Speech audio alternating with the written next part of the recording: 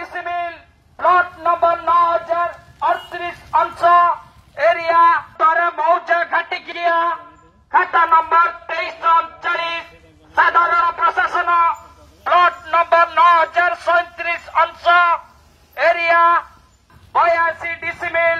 किसमपतित सरकारी जमी पर बेआईन और अनधिकृत भावे निर्मित वैकुंठ धाम आश्रम बास करुवा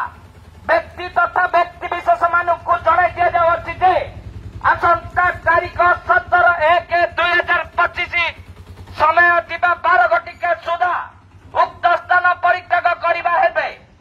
अन्यथा